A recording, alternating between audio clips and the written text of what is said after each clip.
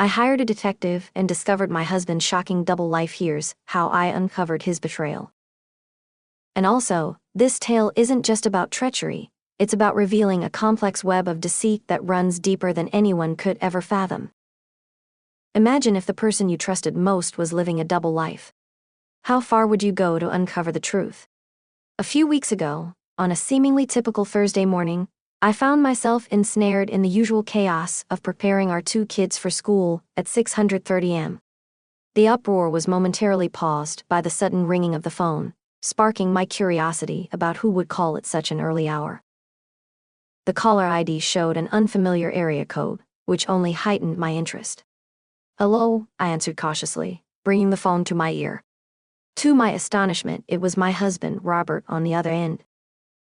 I was puzzled why he would be calling, since we had just spoken the previous night.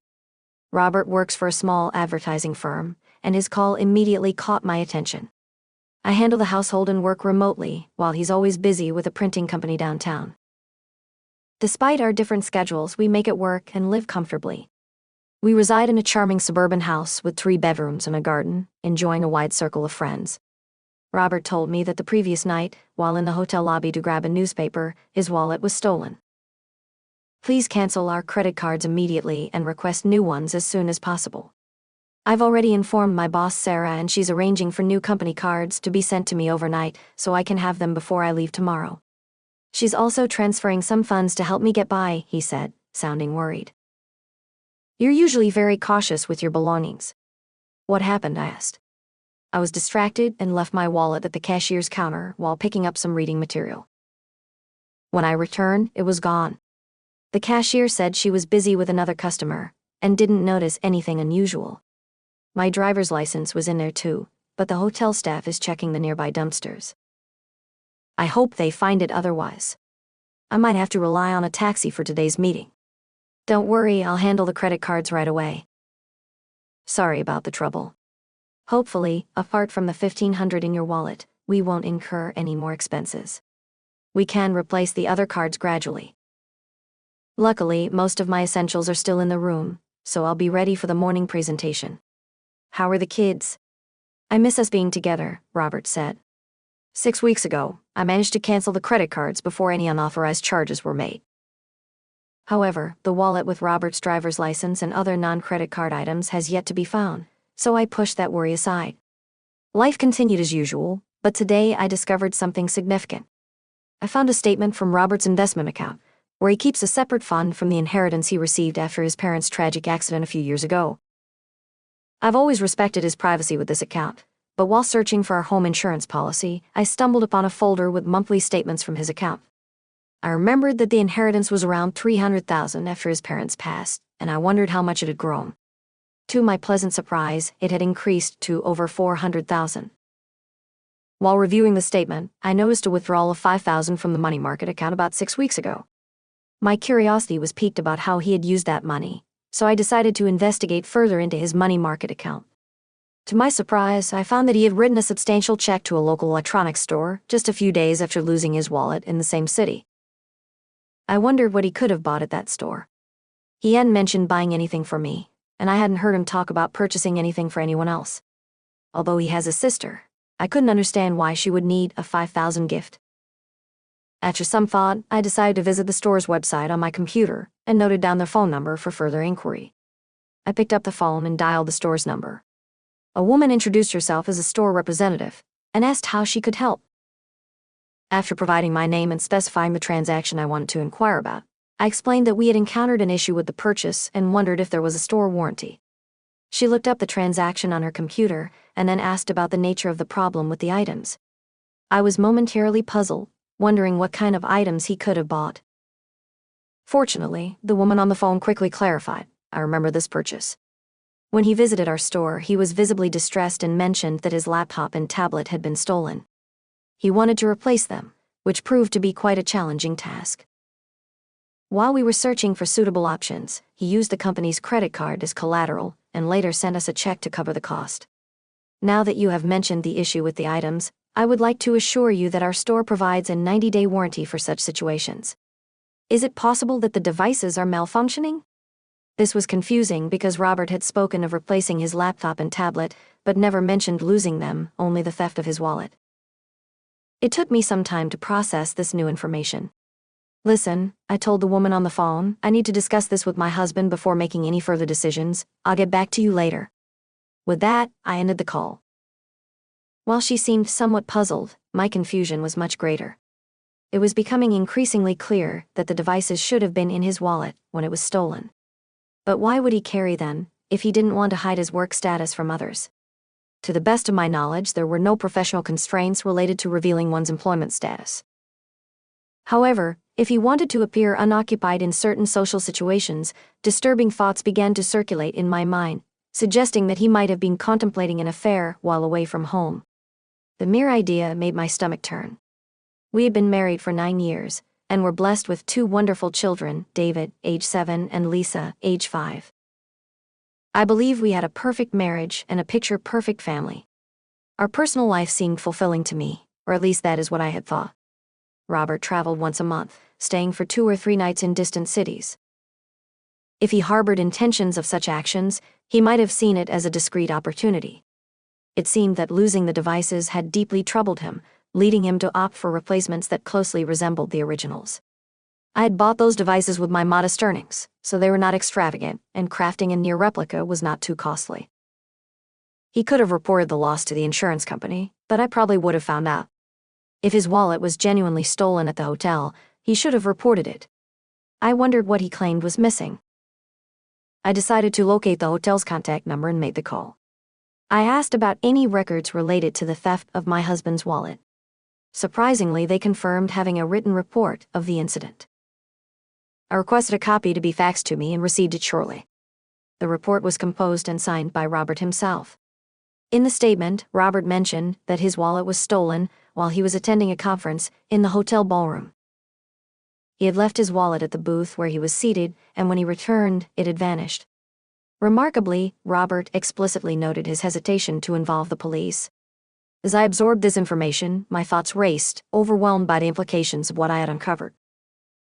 He had deceived me not only by concealing the truth about the stolen devices, but also by inventing a story about shoplifting. While there could be an alternative explanation, my mind could not come up with anything other than the unsettling thoughts swirling in my head. It became clear that I needed to understand the significance of losing those devices, or else they would persistently occupy my thoughts and drive me to madness. One thing was increasingly evident: those devices were inside his wallet when he was attending the conference with an unknown person. Several weeks had passed since the incident, and he was about to embark on another trip in a few days. I realized I needed to gather more details about his upcoming trip.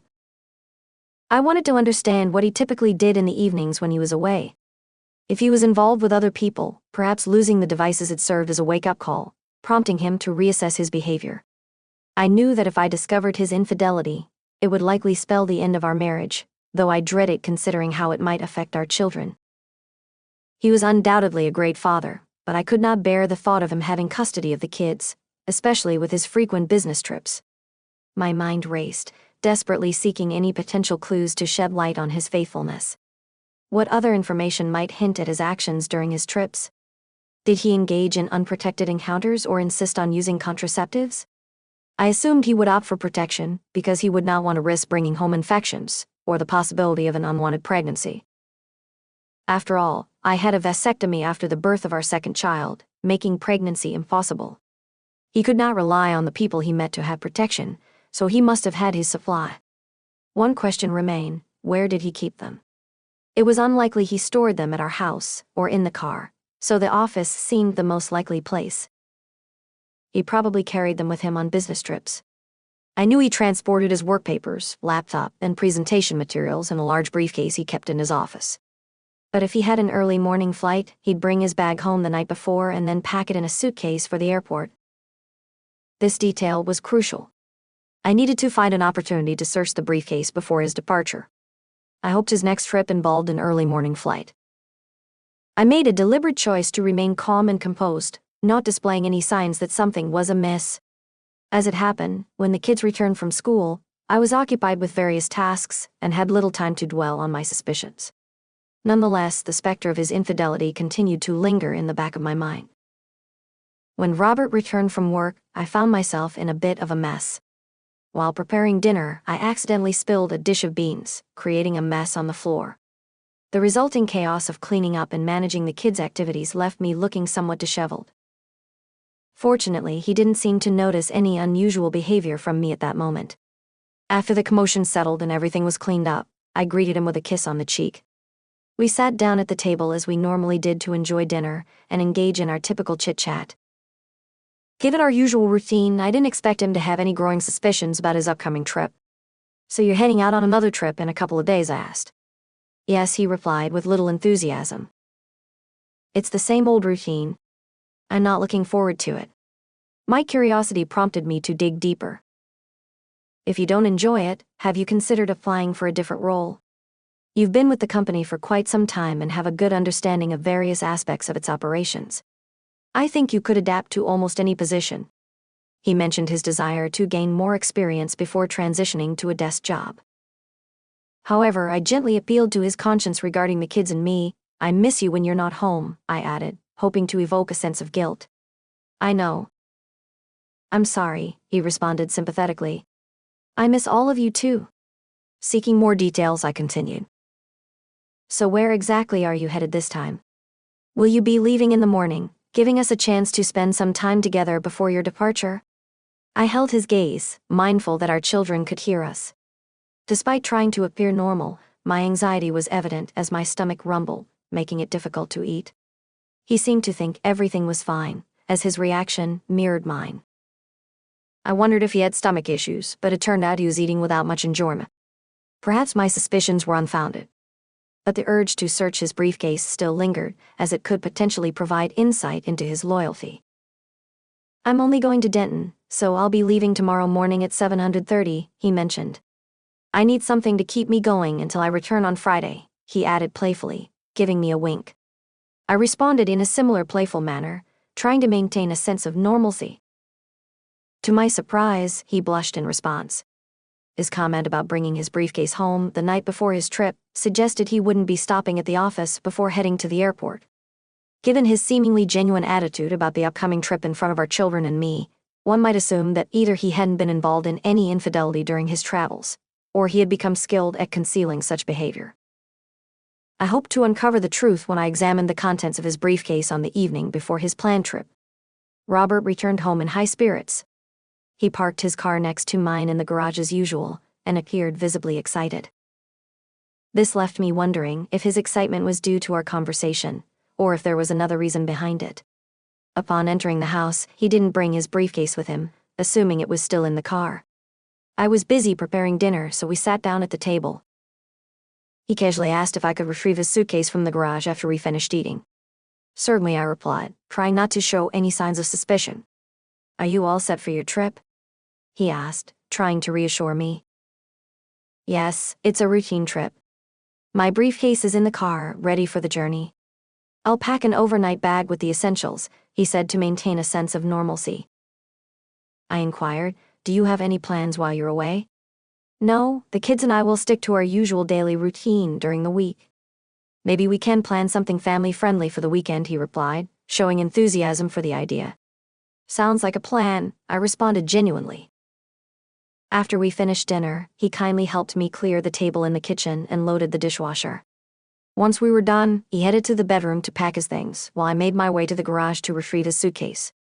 Upon inspecting the car, I didn't find the briefcase inside, leading me to believe it was securely placed in the trunk. Expecting this, I had already devised a plan to access it later in the evening. When I returned to the bedroom with his suitcase, I casually asked, "Do you know where the car keys are? My tire seems to be slowly losing air. If I take it to the station, Paul can fix it right away." For a brief moment he appeared puzzled, but then reached for his wallet, handing me the car keys. He proposed an alternative, saying, "Could you just use the spare tire? It's meant for emergencies." Taking a resolute stance, I responded, "Yes, the spare tire is for emergencies, but we have enough time to properly fix this. I think that is the best course of action." I hurried back to the garage before he could change his mind. Swiftly, I drove his car out of the garage and headed to the local service station owned by my friend Paul from school. Pulling up in front of one of the service bays, I honked my horn to get his attention. Paul noticed me and opened the bay door, allowing me to drive in before closing it behind me. "What's going on, buddy?" Paul asked curiously. "My tire was supposed to be fixed here, but I needed a little time to check something else," I replied. Sensing that I might have some issues at home, he asked, "Trouble at home, buddy?" "Maybe," I admitted reluctantly, opening the trunk and retrieving Robert's briefcase. Placing it on a nearby workbench, I unlocked it. Paul, realizing a customer needed him, simply said, "Well, I have a customer, so take your time, my friend." Nodding to Paul, he returned to the small shop attached to his station. I began to search the briefcase meticulously, ensuring that I did not disturb anything. My hands explored the pockets on the lid unnecessarily, and to my shock, I discovered a package that drew my attention. When I removed it, my heart sank as I realized it was an open package of contraceptives, with about 3 pieces missing. My worst fears were confirmed. I carefully placed the package back where I found it and closed the briefcase once more. I stashed it in the trunk and secured it just as Paul returned. "Did you find what you were looking for?" "What's going on?" he asked with evident curiosity. "I'm afraid so," I replied, my voice tinged with a mix of disappointment and sadness. "Mind if I stay here a bit longer? Perhaps you could check the tire pressure while I pretend to have resolved the issue." Paul gave me a curious look but complied without saying a word. He truly was a loyal friend. While he attended to the tire pressure, I drove out of the bay and pulled up at a gas station. I filled the tank with fuel, unsure of when I would do that for Robert again. My thoughts were filled with gratitude toward Paul for his understanding as I made my way back home. As I pulled into the garage, a sense of darkness seemed to envelop my thoughts, and panic began to intensify, fueled by anger and frustration. It was difficult to grasp how he could betray our marriage, our children, and me in such a manner. Amid the receding emotions, I shifted my focus to planning my next step. To secure custody of our children, I needed concrete evidence of his infidelity and misconduct. Despite his shortcomings as a partner, I acknowledged his role as a good father. The children deserved a paternal figure in their lives. While visitation rights would likely be granted, my ultimate goal was to gain full legal custody. He would have to explain the reasons behind our divorce to his sister and friends. As I entered the house, I called out from the bedroom saying, "Everything is set." It was just a minor issue with a nail. "Okay, thanks," he replied, still avoiding eye contact. Seeking solace, I went to the kitchen for a beer, and then settled in the family room with the kids who were absorbed in watching a TV show. About 30 minutes later, Robert joined us in the room and sat beside me on the couch. By then, my emotions had settled, but a deep sadness washed over me, as I realized our once happy family was soon to be a thing of the past. To my surprise, Robert moved closer and snuggled up to me, whispering in my ear, "Are you ready for tonight?" After taking a sip of beer, I replied, "I think so, but I have a stomachache." Robert sympathetically responded, "That's too bad, honey." Holding on to me, Robert softly said, "I love you," and I instinctively put my arm around his shoulders.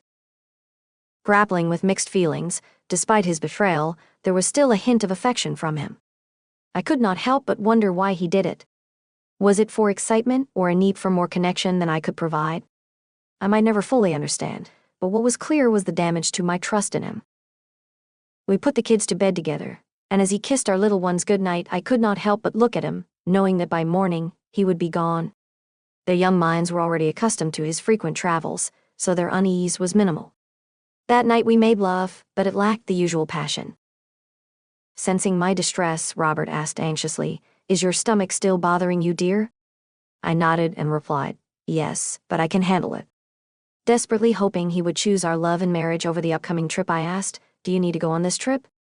Deep down, I wished it were all just a nightmare that would vanish. He sighed and replied apologetically, "I'm sorry, honey, but this trip is necessary. I'll do my best to wrap things up and return home as soon as I can. I'm looking forward to the weekend with all of you." With a heavy heart, I sighed and said, "Okay, honey, it's time to get some sleep. You have to get up early for your flight. I'll take a quick shower now so I won't have to worry about it in the morning." "Okay," he replied, heading to the shower. An impulse led me to inspect his suitcase to see what he had packed. Though the clothes on top seemed businesslike, I was surprised to find, upon closer examination, a selection of his most seductive lingerie and a small black cocktail dress, in which he always looked irresistible. Respecting his personal space, I put everything back as I found it and closed the suitcase. The sight of those items confirmed my suspicions and deepened my despair. My mind raced with thoughts of his intentions for the trip. Was he planning to meet someone? How long had this been going on? These questions swirled in my head, making it difficult to think clearly. As he finished his shower and got ready for bed, I did my best to maintain a facade of normalcy. I couldn't let on that I knew anything, not yet. I needed more proof, something concrete that I could use in court if it came to that. The next morning, as he left for the airport, I kissed him goodbye, my heart heavy with the knowledge of his betrayal. I watched him drive away, feeling a mix of sorrow and determination. It was time to take action to protect my children and myself from further hurt. I resolved to gather the evidence I needed and confront him when the time was right. Until then, I had to stay strong for my kids and keep our lives as stable as possible amidst the storm that was brewing. I carefully returned everything to its place, closed the suitcase, and went back to bed. I couldn't sleep that night. And when I heard Robert stirring around 500 in the morning, I remained in bed, choosing not to bid him farewell as was our custom. I felt a mix of weariness and sadness. Bending down to kiss me on the cheek before leaving, he inquired, "Still not feeling well, honey?" I simply nodded, struggling to express the turmoil within me. With the sound of the garage door closing, I finally got out of bed and made my way to the shower. I knew the day ahead would be filled with challenges. After seeing the kids off to school and having breakfast, I turned to the phone book to search for private detective services in the yellow pages. My main criteria were to locate an agency with a nationwide presence, preferably in the city Robert was heading to. I reached out to several agencies and eventually found one with a branch in his destination area. I set up a meeting with them for the same morning, hoping they could provide the necessary information. Next on my agenda was finding a divorce attorney. A friend had recommended a specific lawyer, so I found his contact details and gave him a call. I arranged an appointment for the afternoon, hoping this lawyer could guide me through the challenging process we were about to face. When I arrived at the private investigator's office, I discussed my concerns and arranged for Robert to be surveilled on the evening he was away. I provided them with a photo of Robert and details of his travel route to aid in their identification. They assured me they would gather photos and compile a report on his activities as soon as his business day concluded. To ensure seamless communication, they agreed to send information via email to their Denton office and promised to provide a comprehensive report by Monday morning. Satisfied with their commitment, I made a substantial upfront payment for their services. They informed me they might not be able to capture photographs, but they would strive to provide as many incriminating photos as possible. I agreed that it would suffice. My afternoon meeting with the lawyer proceeded as anticipated. He explained that in our state, divorce follows a no-fault principle, meaning there's no need to assign blame. However, given that I am the primary caregiver for our children, it's likely I will be granted custody. I needed to understand that Robert would receive substantial visitation rights for our children. Furthermore, our property would be divided equally, with both sides getting an even split of 50. Alimony wouldn't be necessary due to our similar incomes, but since I would have custody of the children, Robert would be obligated to pay child support.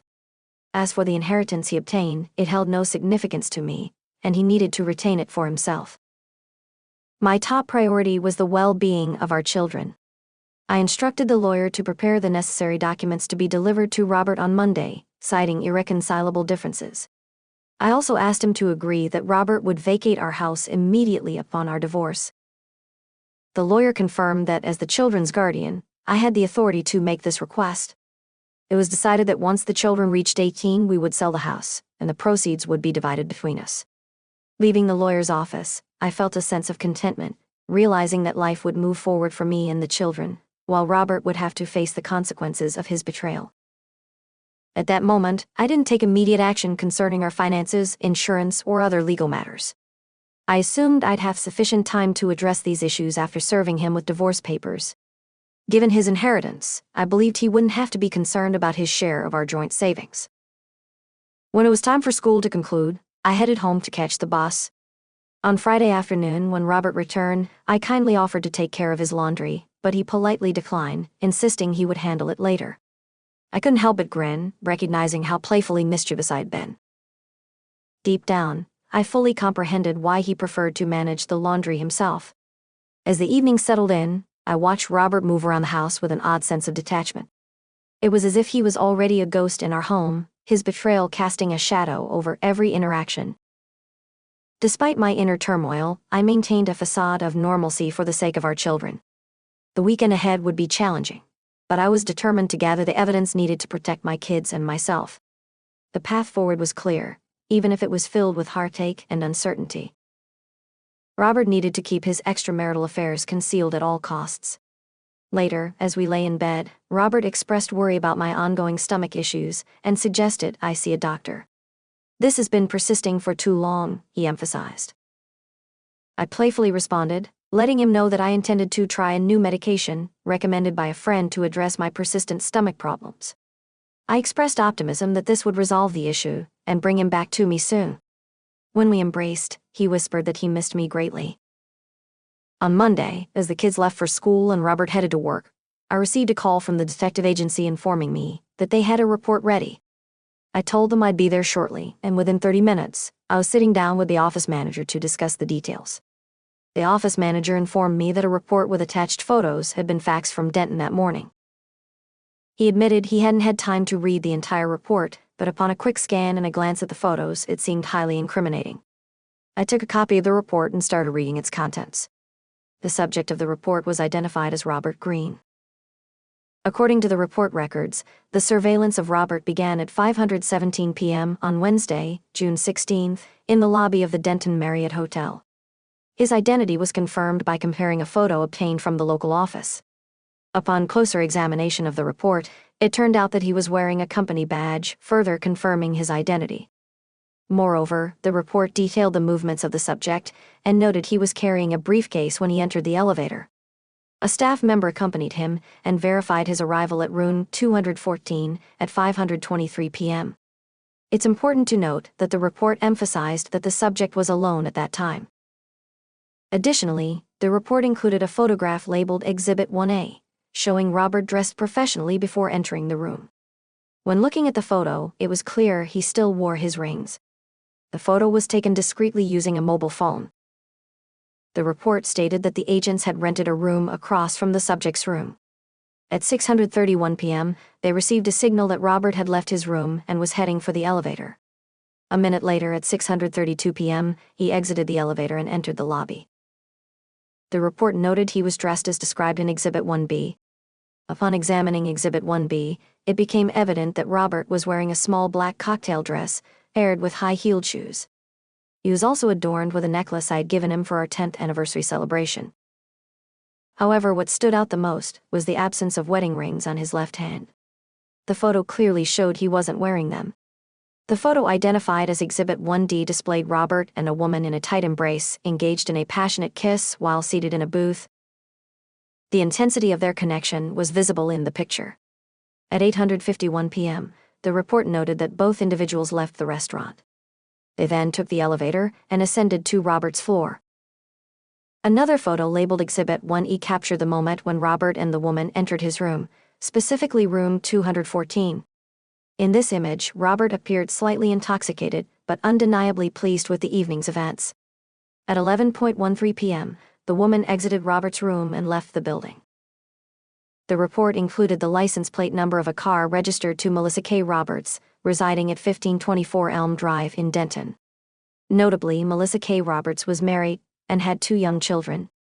As I delved further into the report's details, it became evident that Robert repeated his actions the following night with another person.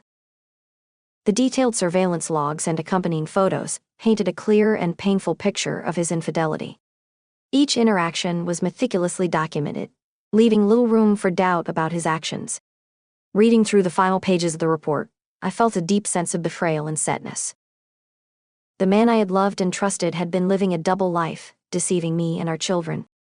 It was now clear that our marriage had been a facade hiding his secret affairs. The next steps were evident. I needed to confront Robert with the evidence and take legal action to protect my family and myself. The pain was unbearable, but I knew that moving forward was the only way to find healing and rebuild my life. The report bore the signature of an investigator from Denton. This revelation filled me with deep anxiety and resentment. It became clear that Robert was leading a promiscuous life while he was away from home. I couldn't come to terms with his actions. It was a betrayal that exceeded my worst expectations. Even the fact that Robert had lost his wedding rings didn't stop him from being careless. After settling the bill with the private detective, I thanked them and left, making sure to take 2 additional copies of the report recorded on a CD to keep them safe. Once I got back home, I wasted no time and immediately called my divorce attorney. I asked about the status of the divorce papers and the attorney confirmed they were ready for filing. Without hesitation, I instructed them to initiate the filing process, and specifically requested that the papers be served to Robert publicly at his workplace the following day. The attorney assured me that this could be done smoothly and asked for his workplace address, which I promptly provided. My intentions were clear. I aimed to humiliate him during the legal proceedings. Handing him the divorce papers at his workplace not only satisfied my desire for revenge, but also served as a form of justice for his actions. That night, there was no love between us. Robert seemed to sense that something was wrong, perhaps suspecting that I had discovered something unsettling. Though he didn't directly voice his concerns, he expressed hope for my quick recovery. Interestingly, he also appeared somewhat reserved, but I chose not to comment on it and simply ignored it. The next morning, I woke up early after a night of little sleep. I immersed myself in work on the computer until I heard the children waking up, and then I went to the kitchen to prepare breakfast. After the meal, I said goodbye to Robert when he left for work. He approached me for a hug and a kiss, but I responded with a half-playful embrace, encouraging him to leave quickly. At that moment, I sensed he might have had an inkling of what awaited him. As I closed the door behind him, tears welled up in his eyes, and he whispered, "I love you." After his departure, profound sadness washed over me, and I felt an urge to release my tears. Yet I quickly composed myself as the children required my attention, and I needed to prepare them for the school bus. Around 10:45 a.m., the phone rang, disrupting our morning routine. Displaying Robert's workplace on the caller ID, I answered the call without uttering a word. There was a brief pause as the caller realized I wasn't inclined to engage in conversation. In a trembling voice and a whisper, Robert said, "I'm sorry." Shortly after, the line fell silent, and I remained silent as well. Robert did return home that night, and I wondered if he continued his deceitful game, seemingly indifferent to his spouse. While I recognized my anger was justified, I also considered that I might have been overly harsh on him. The children, disheartened by their father's absence, wondered where he was. To uplift their spirits, I invited them to have dinner at a local cafe. By the time we returned home after dinner, the kids were exhausted and went straight to bed. The next morning, Robert called with a request. "Honey, can I come home and pack my things? Can we talk?" Initially, a sense of guilt welled up within me, but it quickly dissipated. I replied calmly, "Why don't you come between 900 and noon? Then the kids and I won't be here." Regarding our conversation, I made it clear that I'd speak with you one-on-one in my lawyer's office only after you sign and return the divorce documents. Then, I'll listen to whatever you have to say. There was a sob on the line before Robert answered. Good. Shortly after, the phone fell silent again. He signed the divorce papers, and 6 months later, our marriage officially came to an end. It turned out that he became pregnant during the affair. Unfortunately, when he attempted to conceal it from his last lover, contraception failed, considering it was near his childbearing age. Even if I hadn't found out about his infidelity through the lost devices, the truth would probably have come out eventually. There were rumors that he had started dating again. If he ever gets close to getting married again, I've thought about honestly warning his future spouse about his unfaithfulness. It seems unnecessary for him to deceive and hurt another person. We had a meeting, and during our conversation in my lawyer's office, I shared my thoughts with him. He pleaded with me to reconsider the divorce decision. He talked about how difficult it was for him not to have unrestricted access to our children. However, I explained that I couldn't trust him anymore. Then he mentioned that he had seen a psychologist who diagnosed him with nymphomania. He assured me that his impulses were now under control. Despite his explanations, I told him that it wasn't enough for me. Even if he claimed to have his urges in check, the fact that he hadn't sought help earlier indicated a lack of proactive effort on his part. If he had addressed his cravings from the beginning, he might not have found himself in the current situation. When I left the lawyer's office, he continued to cry. Having recently reconnected with a school friend who keeps me updated, I learned that he works at a nightclub. He mentioned seeing my ex-husband at the club where he works on several weekend nights. He frequents the club with different women and behaves provocatively. I was deeply hurt that my children had such an irresponsible father. Perhaps my ex-husband never recovered from nymphomania. A friend of Robert's also called me and informed me that Robert was in poor health. She said my ex-husband needed my assistance because he had contracted herpes. Meanwhile, he continued his promiscuous lifestyle. I sympathized with him, but conveyed that I couldn't offer any help, nor did I want to. Robert chose this lifestyle and its associated health issues. I began dating again, and it seems I found someone special. This woman, around my age and divorced herself, discovered her ex-husband's infidelity and didn't tolerate such behavior. She possesses strength and resilience, qualities I genuinely admire. It seems that my children also like her. I believe this is a natural progression, and it's only a matter of time before I consider taking our relationship to a new level.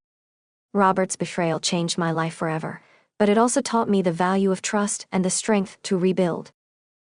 The scars remain, but they serve as a reminder of what I've overcome. Yet, as I move forward with my life, a part of me can't help but wonder what truly drove him to such deception. Was it really just a moment of weakness? Or was there something more sinister lurking beneath the surface? Perhaps in time the full truth will reveal itself. Until then, I keep my eyes open, always aware that sometimes the real story lies hidden just beneath the facade.